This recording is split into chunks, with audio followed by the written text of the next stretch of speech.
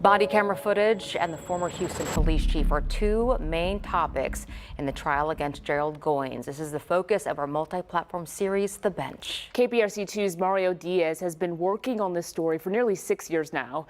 Mario, day 3 was big in the way of testimony.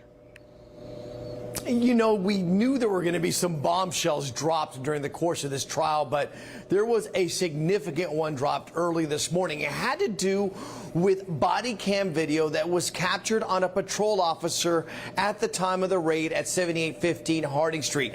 We see him run behind and take some cover as the raid was happening. But then what happens after that is you see the aftermath and you see first responders arrive. Ultimately, you see HPD Chief Art Acevedo, the former chief, show up to the scene. Art's walking around, checking in with people, talking to them, and then he circles around. And the video lasts for about 46 minutes, or 43 minutes, I should say, and then stops. Just like that, it cuts. Why did it cut? Because on video, it is captured, clear as day, the former Houston police chief telling the officer who testified, Officer Rios, you turn off your body cam. And Rios testified to that again in court after it was played. It was truly dramatic because here is the HPD chief on the scene just less than an hour after this deadly botched raid telling an officer, turn off your body cam. Next, you had the warrant dissected by the judge who authorized it, telling the jury today a lot of it was completely false. And in the last 2 hours, you've had a special detective from the HPD's Special Investigations Unit testify about what he saw from Gerald Goines in the hospital when he interviewed him, and ultimately was able to prove and identify that Gerald Goines never made a true buy at 7815 Harding Street. We want to bring in Rick Tuttle now. He's a criminal defense attorney based here in Houston. Great to see you once again, Rick. You might remember him from AJ Armstrong. Let's really examine this piece of Art Acevedo and the video. When you hear exactly what took place, how does that strike you? So the purpose of the body cam is to show transparency. It's for prosecutors, it's for us defense lawyers, it's for the defendants, it's for the public, and it also protects police officers from fake claims. The worst thing that can happen to a citizen is a police officer directing another police officer to hide evidence. Rick, but this wasn't just a police officer. This wasn't even Rios' supervisor.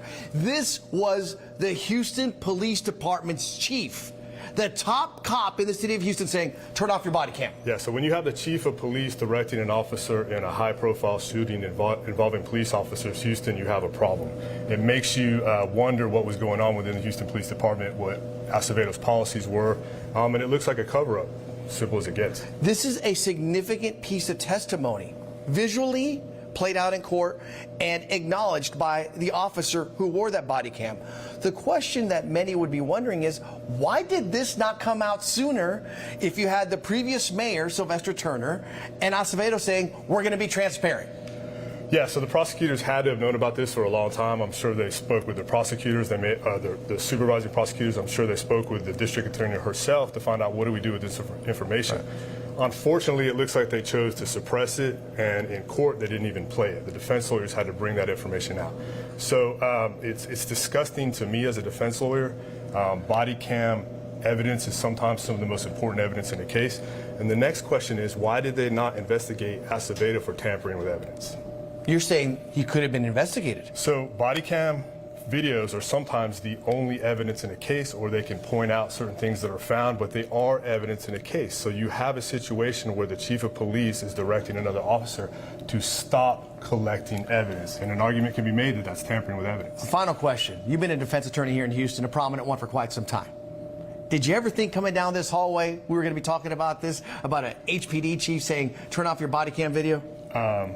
Absolutely not. It kind of makes me sick to my stomach. The first time I heard about it is when you told me about it about 20 minutes ago, and I've been trying to process it. But all I can say is disgusting. And I think, in my opinion, as a criminal defense lawyer, as an officer of the court, anyone who does this should be investigated by the district attorney's office. And the fact that they suppress this evidence and the fact that they haven't investigated him speaks volumes about the office. All right, he's Rick Tuttle. He's going to be joining us back here at 5 and 6 o'clock with more. And what we plan on breaking down then is this special investigator that is on the stand right now, truly piecing together how there was never a buy made at 7815 Harding Street.